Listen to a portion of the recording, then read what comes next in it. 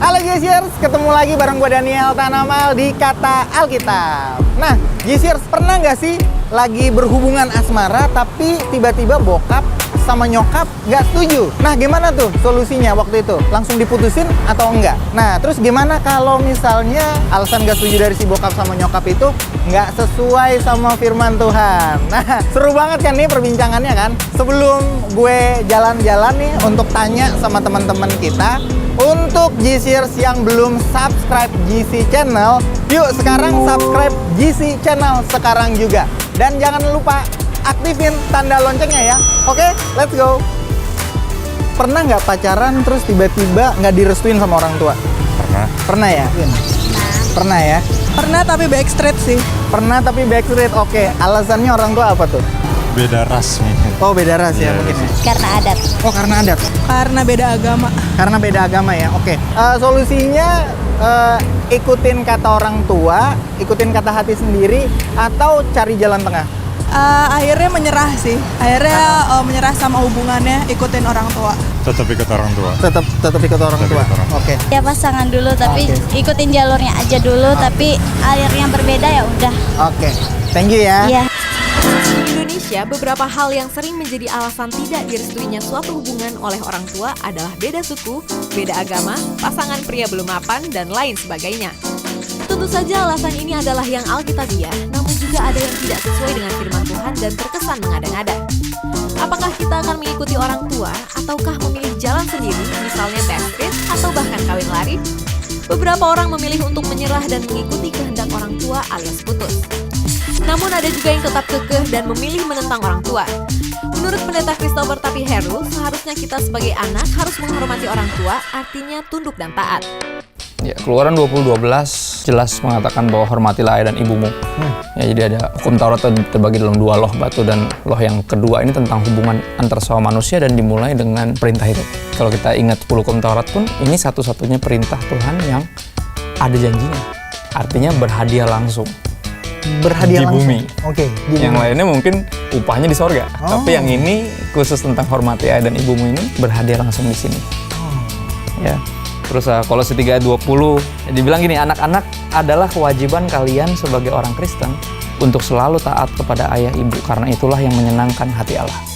Artinya apa? Kalau kita benar Tuhan, ya, kita akan menghormati ayah dan ibu kita, selalu taat kepada ayah ibu kita. Karena itu yang menyenangkan hati. Karena itu yang menyenangkan hati Tuhan, lebih hubungannya ke kita dengan Tuhan. Di Yohanes 2 ayat 3-5 malah lebih menarik lagi karena Yesus bukan cuma memfirmankan ini, mengajarkan ini, tapi juga mencontohkan tentang penghormatan dan ketaatan ke orang tuanya. Kalau kita ingat, ini mujizat pertama yang Yesus lakukan dan ini yang terjadi. Ya, Maria bilang, Yesus akhirnya mereka kehabisan anggur nih. Terjemahan sederhana Indonesia bilang gini, belum tiba waktunya untuk menunjukkan kuasaku. Belum tiba. Iya, dia bilang sebenarnya ini belum saatnya nih saya bikin mujizat nih untuk menunjukkan siapa saya yang sebenarnya. Terus tapi menarik, Maria langsung ngomong bukan sama Yesus lagi, tapi ngomong ke orang-orang yang ada di situ. Dia bilang gini, apapun yang dia suruh lakukan, lakukan.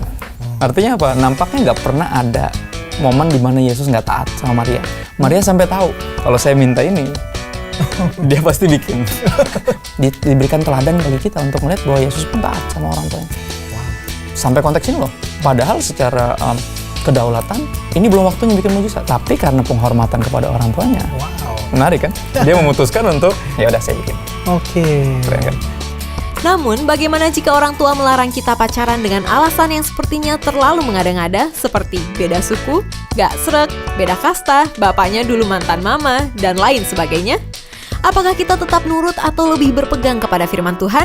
Stigma itu udah pasti ada, tapi menurut saya adalah gini, ketika kita mengajukan langsung keberatan kita yang disupport oleh kebenaran firman misalnya, kita harus dengan sikap tadi tetap sikap hormat, ya, dan khususnya di pasangan kita, misalnya kita udah pacaran, pasangan kita pun harus membuktikan bahwa nggak semua orang yang sukunya begini, orangnya kayak begitu. Ngerti ya? Jadi ada PR dari dia juga untuk membuktikan bahwa pandangan itu. Ya, nggak semua orang ini begini kok tante, misalnya. Dan itu bagian dari penghormatan sebenarnya. Saya percaya semua keberatan orang tua itu ada pertimbangan mereka sendiri. Dan pasti berasal dari hati yang terlalu sayang sebenarnya. Siapa sih yang pengen anaknya susah misalnya.